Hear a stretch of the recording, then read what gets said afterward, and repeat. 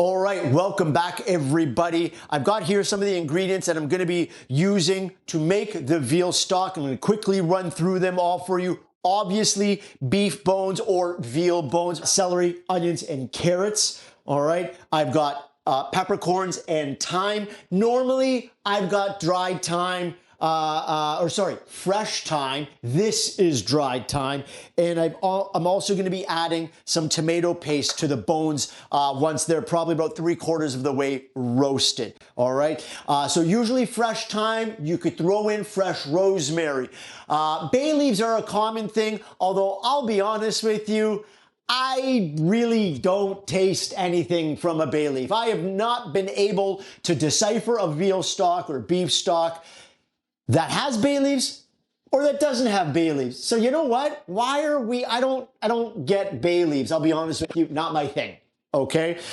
Cloves are oftentimes put in there, but they're powerful. They're strong. You put one too many inside this, all right, it's going to taste like cloves. All right. So I don't really use them that often. I'm going to get this started. I'm going to get these into the oven.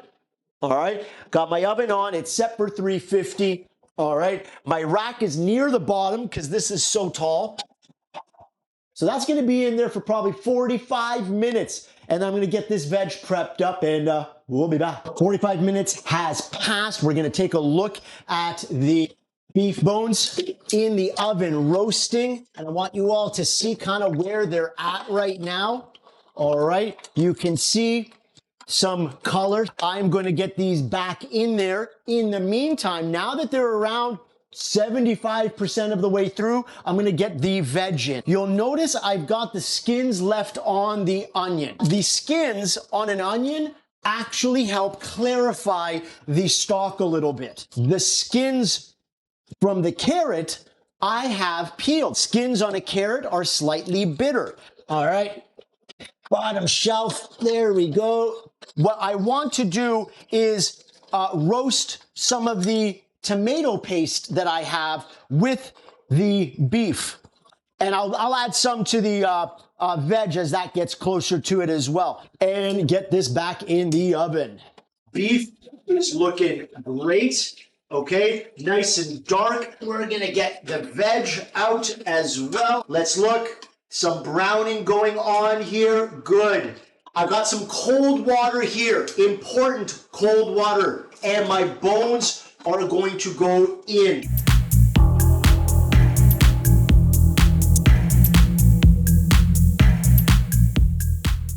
Now this is all good stuff. First of all, that beef fat, I'm going to save. All right. And I'll show you what I'm going to do with that down the road in another class. Okay. But pot goes on the stove top. I'm going to turn it on. I'm going to have it cranked on high heat, but I want to be very, very clear that I do not keep it on high heat.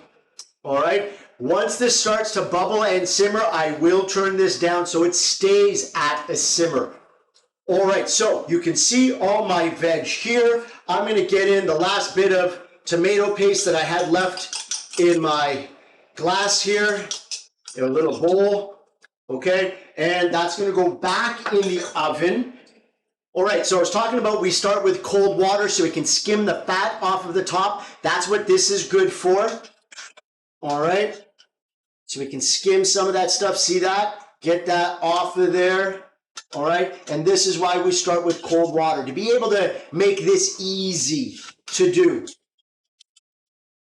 I'm gonna pull the veg out of the oven right now. We're gonna have a look at that. Okay, take a look.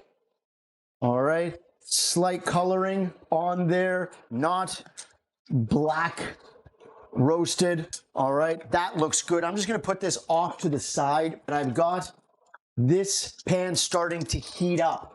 All right, and this is the leftover from roasting the beef bones. I poured off the extra fat that's there. I want to show everybody what I'm doing here. Not sure if you can see in that camera, but you can definitely see up there. I'm going to pour, so all those little bits there, that's a lot of flavor, okay? All right, so I put red wine in there just now, okay? And what I'm going to do is with a wooden spoon is just scrape up those bits, all right? You may have heard of deglazing. This is it right here, okay? All those little bits that are on the bottom of the pan there, tons of flavor there, okay? So I'm just scraping those all out, and I'm just gonna add all of those little bits right to my stock. All my veg, I'm gonna start putting in here as well, okay? This is essentially gonna come up to a simmer and simmer for 6 to 8 hours. Yeah, I know it's a long time, but that's it. I'm not doing anything really. Maybe once in a while I'll come back and skim it. Also going to add the black peppercorns and thyme. What I'm going to do with this is have this simmer for the 6 to 8 hours, like I said, then strain everything. I'll do a second boil, but once it all comes together, the second boil and the first boil, I'm going to marry, reduce, evaporate all that liquid. That concentrated liquid, you can freeze into ice cube trays or maybe little Ziploc bags in your freezer. Pull it out as you need it. You don't need all of it at once. So this stock I strained late last night into this pot right here. Okay, you can see that that's now been reducing for quite a while. That's still going to go down. So the original stock was on for 6 to 8 hours. I strained it and I placed it into this pot, and I've let that reduce now for another 6 to 8 hours on pretty low because it was overnight. All right, I'm going to strain this one just to show you that process. And this is a second boil of the same veg and bones.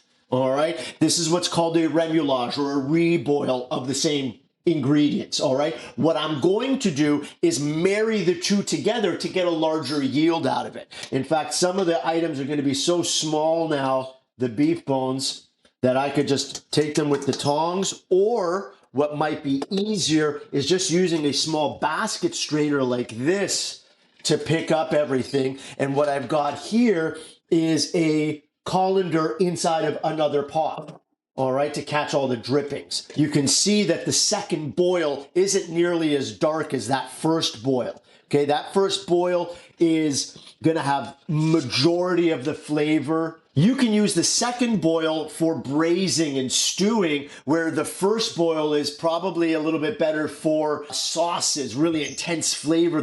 So that's my concentrated beef stock. All right, I'm gonna move this out of the way so everybody can see kind of what that looks like there. All right, folks, so here it is, the taste test of my reduced beef stock by about 50%. Oh my God, rich, flavorful, definitely needs salt. I haven't seasoned it yet, but it definitely needs some of it. But that is incredible. That's going to go making some beautiful sauces down the road, and I'll get into those classes soon. But ladies and gentlemen, my name is Terry Port of Elite Chef Masterclasses, and you've just learned how to make beef stock. Thank you very much, everybody. Have a wonderful day.